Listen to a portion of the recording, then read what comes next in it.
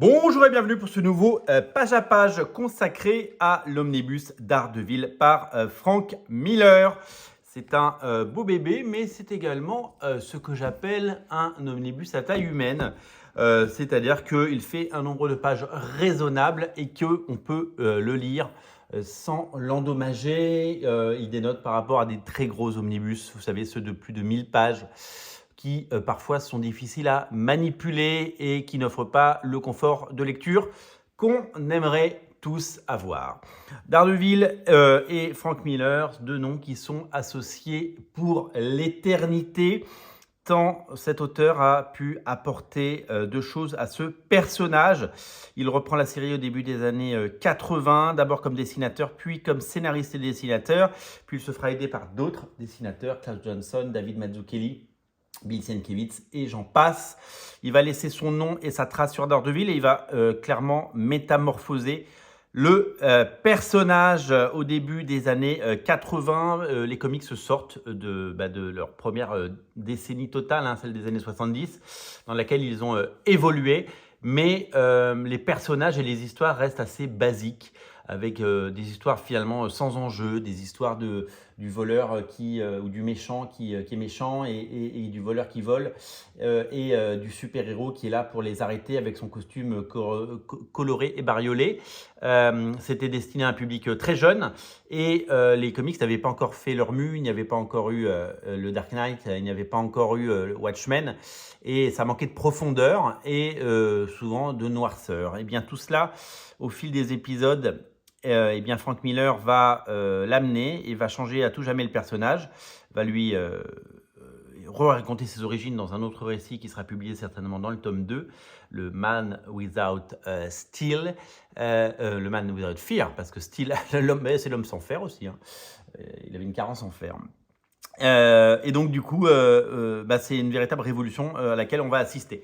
Ces épisodes, ils ont déjà été édités dans plein d'éditions différentes, en omnibus une première fois dans le petit format, et ils ont été récemment publiés en Icons, vous savez, cette collection sacrifiée sur l'autel de la rentabilité. Alors on y gagne parce que le papier est meilleur, et on y gagne parce qu'il y aura moins de tomes, mais le prix n'est plus le même, évidemment, mais bon, c'est le monde qui est celui-là. Alors, Frank Miller, donc, on retrouve dans cet épisode les épisodes scénarisés par Roger Mackenzie, puisque c'était lui le scénariste. Au départ, et dès le numéro 165, c'est Frank Miller qui prend les rênes de ça. Et donc au dessin, c'est quasiment que du Frank Miller, à part sur la fin du run, épisode 185 à 190, c'est Claude Johnson, à la fois encreur et dessinateur, qui vient aux manettes. Introduction de Frank Miller en 2000, de Claude Johnson en 2001. Et donc on attaque, alors à l'époque ça coûtait 35 cents les comics, donc le 1964 il date de quand? On commence en une erreur fatale, grave mistake, 1900, non c'est pas 1964, c'est mai 79, ça commence en 79. Vous voyez, je pensais qu'on était sur le début des années 80, on est vraiment à la fin des années 70, vous voyez, on en apprend tous les jours. Une grave mistake. Couverture de Frank Miller et l'arrivée de Frank Miller sur la série avec Roger Mackenzie. Déjà cette envie de proposer autre chose que les dessins tout en rondeur qu'on peut voir sur Spider-Man ou qu'on a pu voir sur les 2 premières décennies ou les 15 premières années de Daredevil. Le dessin est déjà un petit peu plus sombre avec cet ancrage et vous allez donc découvrir que le personnage va plutôt aller du côté noir qu'on connaît, aller chercher vers Gene Colan plutôt que vers ses dessinateurs qui dessinaient tout en rondeur et qu'on adore, les John Romita Junior, etc., etc. Donc voilà, donc on est avec Roger Mackenzie, on est évidemment avec Frank Miller, donc une équipe qui pose sa marque sur la série.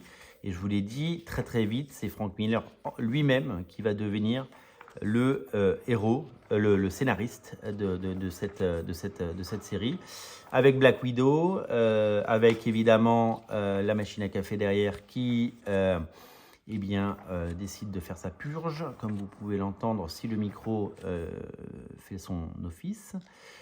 Voilà, Dare the Devil. Alors, j'ai un souvenir lointain de ces épisodes, hein, parce que ça a dû être publié en France au début des années 80. Moi, j'ai commencé les comics autour de 84, 85, 86, par là. C'est difficile à dater parce que j'ai commencé à les collectionner, c'est sûr, en 86, mais à quel moment j'ai commencé à en lire par-dessus l'épaule de mon grand frère, eh bien, c'est une autre question que les historiens, un jour, eh bien, pourront révéler. Donc voilà, donc Daredevil, c'était vraiment à l'époque, voilà, il rencontre les autres personnages Marvel. C'était quelque chose de classique, mais on sentait déjà qu'il y avait l'envie de proposer un peu autre chose, parce que graphiquement, on sentait déjà l'évolution. Il n'avait pas ses problématiques à lui, si vous voulez. Il était vachement dans cet univers Marvel partagé, qui a fait le succès de Marvel depuis toujours, hein. On va pas se mentir, hein. On l'aime, cet univers partagé, on l'aime, cet univers cohérent, et on aime qu'il rencontre d'autres personnages. Mais les années 70, c'est l'année des Marvel Team Up, l'année des Marvel 2-in-1, 70-80, et donc souvent on a eu cette période où il affronte les ennemis des autres, etc. Et on sent que, alors au scénario, Frank Miller est co-crédité au scénario déjà sur les derniers épisodes de Mackenzie. Alors Mackenzie, un scénariste que je connais très très mal, puisque je pense qu'on n'a plus jamais vu son nom après. Voilà. Alors il commence à y avoir ce genre de choses hyper intéressantes graphiquement, mais il y a toujours ces personnages qu'on connaît depuis toujours, hein, mais qui sont un peu du Marvel d'avant, quoi. C'est-à-dire ce Marvel des années 70 et 80. Voilà. Donc, épisode 167, je crois que c'est à partir du 168. Là, on commence à reconnaître vraiment la patte de Frank Miller. On commence à voir un petit peu son style évoluer. Et surtout, je pense que c'est Klaus Johnson qui ancre, parce que il se passe quelque chose. Je vérifie, ouais, c'est Klaus Johnson qui ancre. On reconnaît un petit peu son côté un petit peu sale, mais qui va tellement bien à Daredevil. Voilà, hop, et je crois qu'on sommes donc sur le dernier épisode 168 de le personnage d'Electra, bien entendu. Hop. Donc en fait, ces épisodes et cette lente évolution à la fois graphique et du personnage vont nous mener vers ce qui sera plus tard le chef-d'œuvre vers les années Born Again, vous savez, ces années très sombres parues dans Strange, qui d'ailleurs avait été censuré dans Strange, puisque les cases étaient censurées, et puis à la fin ils ont même dit bon écoutez c'est trop dur, on arrête de publier, on va choquer la jeunesse. Et puis c'était très très, vous savez, marqué à l'époque. Alors voilà, là c'est du Frank Miller tout seul. Frank Miller tout seul. Qui eh bien, devient maître à bord et devient l'architecte et le scénariste de la série. Et donc, on va pouvoir commencer à voir naître le Frank Miller scénariste. Le Frank Miller scénariste avec les personnages, le Kingpin, et dans un New York de plus en plus sombre, dans un New York de plus en plus codifié. Et c'est à partir de là que Frank Miller va grandir en tant qu'artiste, grandir en tant que scénariste, et grandir avec Daredevil, et surtout faire grandir ce personnage dans des histoires qui vont être de plus en plus sombres et de plus en plus référencées, avec cette mafia, avec ses bas-fonds, là on voit le Daredevil qu'on va aimer plus tard, un Daredevil de plus en plus sombre, parce que finalement Daredevil au départ c'est un personnage assez lumineux, et avec Frank Miller il va devenir de plus en plus sombre, et ses histoires vont devenir de plus en plus noires, de plus en plus voilà, il va y avoir ce genre de choses avec le Kingpin qui prend sur New York, avec cette chape de plomb, avec ce poids, avec cette ville qui n'est pas aussi reluisante que dans les comics, et nous allons découvrir la face cachée de New York, nous allons découvrir bien, ce côté sombre, même si ça reste très coloré, hein. Il a un costume rouge, hein, Daredevil, il a toujours eu, non, il y a eu des époques où le costume n'était pas rouge. Hop. Et on est de moins en moins dans voilà, on est de plus en plus dans le découpage, on est de plus en plus dans ces histoires assez intéressantes par ailleurs. regardez ça, on n'avait pas ça avant. Et voilà, et ça devient, voilà, le personnage d'Electra refait son apparition, elle revient de façon régulière. Electra qui va jouer un rôle très très important hein, dans la carrière de Daredevil, dans la carrière de Frank Miller et bien entendu dans l'histoire, tout simplement. Et donc voilà, donc là le trio marche bien, Foggy Nelson. Le personnage, les années 80, c'est vraiment la période à laquelle, je me souviens de ça. Ça, c'est du Frank Miller pur jus. Je me souviens très très bien, si vous voulez, que cette série moi, je sais que enfant, je n'étais pas super fan de la série. Qu'est-ce que c'est chouette tout ça. Et on va avoir un comics dans lequel les personnages vont gagner en profondeur et dans lequel les dialogues vont jouer un vrai rôle. Ce ne sera pas juste un accompagnement du texte ou un prétexte. Ce ne sera pas quelque chose qu'on fait après les dialogues, ce sera quelque chose qu'on fait avant.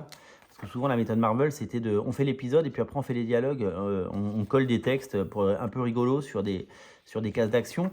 Là, d'un coup, on arrive sur quelque chose de beaucoup plus réfléchi, plus écrit, plus construit. Et je vous dis, la façon d'écrire les comics va changer dans ces années 80, au milieu des années 80.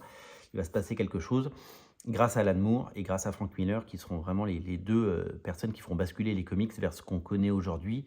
Je pense que sans Alan Moore et Frank Miller, il n'y aurait pas eu de Grant Morrison, il n'y aurait pas eu de Garth Ennis, il n'y aurait pas eu de Warren Ellis, il n'y aurait pas eu de Mark Millar, de Ed Brubaker, de Brian Michael Bendis. Tous ces scénaristes se sont nourris du travail. Et d'ailleurs, si vous lisez les Daredevil de Bendis et Brubaker, disponibles en deluxe, eh bien vous verrez qu'il se passe quelque chose et que à la fois ils sont dans l'hommage à ces années-là, et ils sont aussi dans l'hommage dans la continuité, c'est-à-dire qu'ils sont allés chercher cette noirceur, ils sont allés chercher ce personnage troublé, vous voyez, qui est complètement perturbé par son accident.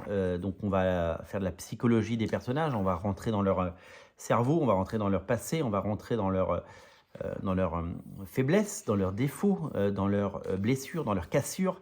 Et c'est ça qui va faire que le personnage va grandir et que la série va grandir et que les comics en général, on ne se rend pas compte à quel point ce comics est fondateur. En fait, Daredevil, ça a toujours été un petit peu, ça a toujours été le Batman de... là, ça devient vraiment, vraiment stylisé. Hein. Daredevil a toujours été le Batman de Marvel parce que c'est ce personnage qui a cette noirceur. D'ailleurs, Frank Miller fera évidemment, il fera la même chose sur Batman hein, dans le Batman Year One et dans son Dark Knight. Il fera des choses très très dark et donc il appliquera presque la même recette parce que c'est pas le même personnage, donc c'est pas les mêmes troubles et c'est pas les mêmes. Ça, c'est du Frank Miller pur jus, ça. Avec du Klaus Johnson par-dessus, à l'ancrage. Ouais, donc on va aller toucher à des thématiques nouvelles, à des thématiques adultes. Et ça, clairement, au milieu des années 80, c'est pas un comics que vous donnez à un enfant de 8 ans. Parce que je pense que, d'abord, ils se diront, mais qu'est-ce que c'est que ce truc? Et moi, je me souviens que Daredevil, j'aimais pas trop au début. Quand je voyais ça dans les pages de Strange, ça parlait de violence domestique, ça parlait de viol, de violence, ça parlait des bas-fonds, ça parlait d'une Amérique peu reluisante, un peu poisseuse. Et ben, moi, vous savez, quand vous sortez la série que c'est Lucky Luke, c'est pas forcément le personnage et c'est pas forcément le genre de bande dessinée que vous appréciez. Faut grandir avec ce personnage, il faut apprendre à voir ça, et avec un œil adulte aujourd'hui, hein, un œil qui est le mien, eh bien, je mesure toute la qualité et tout le talent qui sont là-dedans. Alors évidemment, il y a ces passages plus que iconiques que vous connaissez, avec évidemment ces histoires de vengeance, ces histoires d'amour, ces histoires d'amour perdu et de deuil. Et donc la mort d'Electra qui, vous le savez, reviendra par la suite, hein, parce que chez Marvel, personne ne meurt jamais. Ça, je me souviens de ces épisodes dans Strange. Hein. Je me souviens de tout ça. Je me souviens de ces récits. Regardez comme c'est tout simplement magnifique. Alors là, en fait, on est vraiment... Donc, c'est Frank Miller au scénario, au dessin. Et vous savez, la méthode américaine, elle est assez particulière. Parce que soit le dessinateur fait des dessins très poussés et ensuite l'encreur a juste à mettre en relief le dessin, soit il y a une alchimie entre le dessinateur et l'encreur, et c'est ce qui s'est passé sur Daredevil, et Klaus Johnson est crédité aux finitions. C'est-à-dire que en gros, Miller, il a fait un crayonné assez rapide, il écrit la séquence en fait, il dessine les cases, et il faut que ça soit comme ça. Et après, dans la finition, c'est Klaus Johnson, ce qui fait que c'est vraiment dessiné à deux mains, quoi. C'est vraiment un travail à deux. Et c'est ce qui s'est passé là-dedans. Donc là, on retrouve en fait ce qui va arriver dans donc là, le personnage de Daredevil, il est meurtri, il est blessé, il a perdu son amour, il a perdu Elektra. Et on va arriver dans quelque chose qui va devenir de plus en plus violent. Elektra est morte, il ne s'en remet pas. On est dans le trauma, on est dans le traumatisme, on est dans le personnage qui doit lutter au quotidien contre la pègre, le crime et tout ça. Et on est contre un personnage qui doit lutter contre ses démons et contre sa tristesse, contre son chagrin et contre sa colère surtout, parce qu'il est en colère. Il est en colère et donc voilà. Alors il se remet vite parce qu'il dit épouse-moi. Voilà. Il faudrait que je relise tout ça. Mais je le découvre avec vous et je suis bien content de repasser parce que j'ai des souvenirs sur certaines pages de choses vues, feuilletées peut-être ou aperçues dans les pages de Strange, et que du coup, je prends plaisir à le redécouvrir parce que je vous dis, j'étais pas forcément très fan de ce style de dessin, notamment, je vous l'avais déjà dit dans d'autres vidéos, hein, dans les années 80, j'aimais pas forcément des dessinateurs comme Miller, Sienkiewicz, Johnson, et aujourd'hui je mesure tout le talent qui est le leur parce que c'est quelque chose d'étonnant. Foggy, voilà. Et là, on n'est plus du tout, si vous regardez la tonalité de ces pages, on n'est pas du tout dans la même chose que... Ça ne ressemble pas aux premières pages et ça ne ressemble pas au Daredevil des intégrales que vous avez peut-être. Vous savez, les premières années sont rééditées en intégrale. Et donc là, on est clairement sur quelque chose de beaucoup plus adulte et beaucoup plus... Même s'il y a toujours ces personnages un petit peu has-been des années 80 chez Marvel avec ses héros. Le mec, mais quelle idée à la con d'avoir ses grandes jambes là. Ça doit pas être pratique. Qu'est-ce que c'est beau ça. Qu'est-ce que c'est beau. Et là, on rentre dans la tête de Daredevil qui entend ces bruits.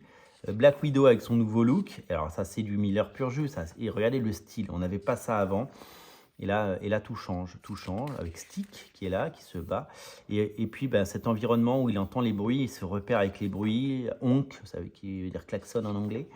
Et puis, cette Black Widow avec cette coupe des années 80.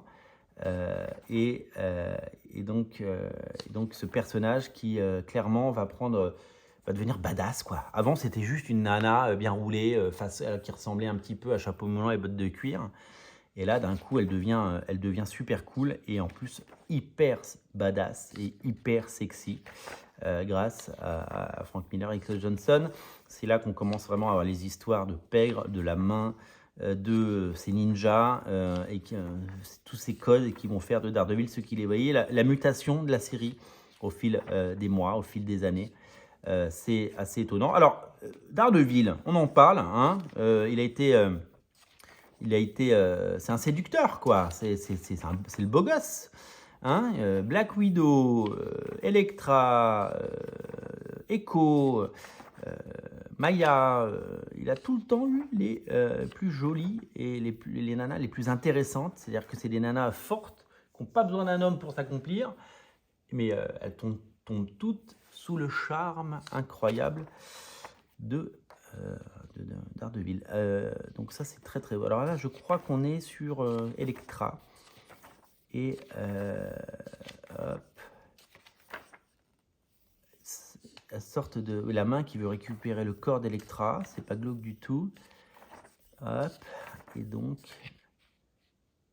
avec un dessin, un truc de plus en plus stylisé et de plus en plus millerien, on va dire. Mais je pense que là, c'est Klaus Johnson qui dessine. Hein. On va revenir un petit peu en arrière parce qu'il a dû faire le découpage rapide. Dennis O'Neill, Jim Shooter, Frank Miller. Ouais, c'est Klaus Johnson. Là, voilà. Et là, c'est la renaissance d'Electra.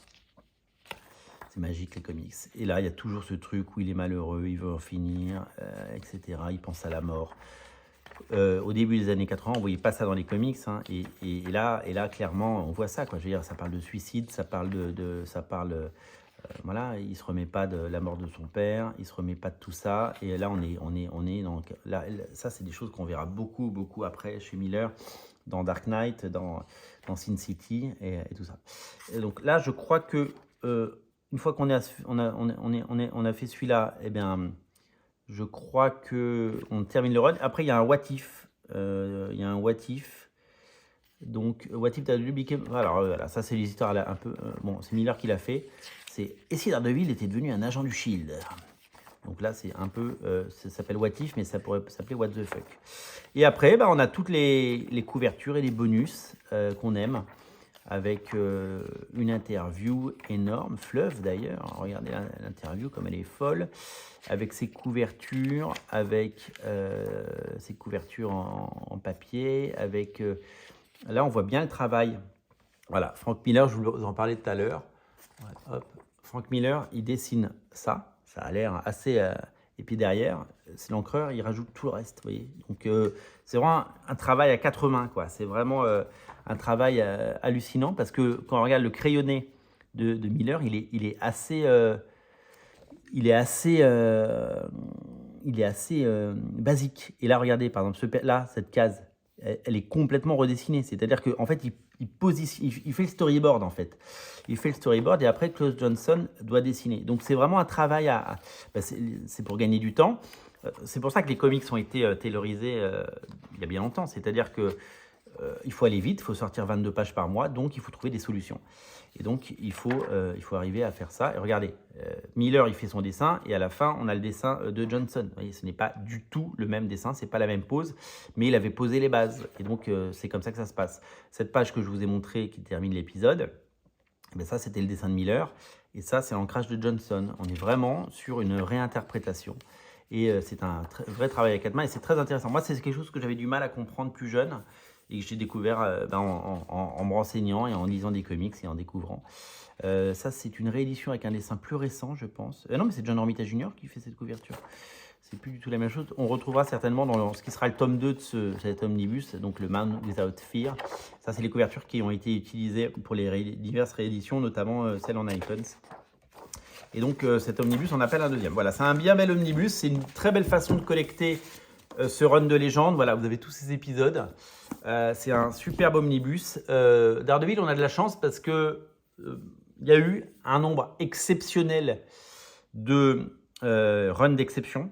Et ils sont quasiment tous collectés aujourd'hui dans les meilleures éditions. Frank Miller, évidemment. Donc, alors, tout a été sorti en Icons, mais aujourd'hui, ça ressort en omnibus. Il y a Frank Miller, donc il devrait y avoir 2 omnibus plus un sur Electra. En tout cas, c'est comme ça qu'ils avaient joué ça aux États-Unis. Ensuite, il y a Anne Nocenti, qui est John Romita Jr., qui ont fait un travail formidable. Eux, on les retrouve en Icons, donc peut-être que ce sera réédité un jour, on l'espère, en omnibus. Après, il y a eu une longue période un peu bâtarde, puis le renouveau, la renaissance avec Joe Quesada, Kevin Smith, David Mack. Donc ça, vous le trouvez en omnibus dans le Marvel Knight par Joe Quesada ou en must-have en 3 volumes. 2 sont sortis. L'autre, celui qui vient de sortir, Tranche de vide, scénarisé par David Mack, est très bien. Puis il y a l'ère Bendis en 4 Deluxe. Puis il y a l'ère Brubaker, le premier Deluxe est sorti, il devrait y en avoir 3 ou 4. Et puis après c'était un peu moins intéressant jusqu'à l'arrivée de Mark Waid. Mark Waid qui va être édité à la rentrée en omnibus également. Mark Waid et Chris Samney, Paolo Rivera, Marcos Martin, c'était vraiment une ère exceptionnelle. Et puis on peut rajouter l'ère de Chip Zdarsky qui plaît beaucoup. Moi j'ai un peu moins accroché, mais elle est en tout cas saluée par la critique et les fans. Voilà. Donc cet omnibus, il est disponible tout l'été. Et dans le lien dans le descriptif de la vidéo, en boutique à Paris au 49 rue La Cépède. magnifique omnibus qu'il ne faut tout simplement pas rater. Je vous le recommande et je vous invite à le prendre sur Original Comics plutôt qu'ailleurs, évidemment. Vous connaissez l'importance des omnibus dans notre économie. Dis donc, elle était longue cette vidéo, mais Daredevil, il mérite qu'on y passe du temps parce que c'est vraiment, vraiment exceptionnel. Ne ratez pas cet omnibus, c'est une merveille.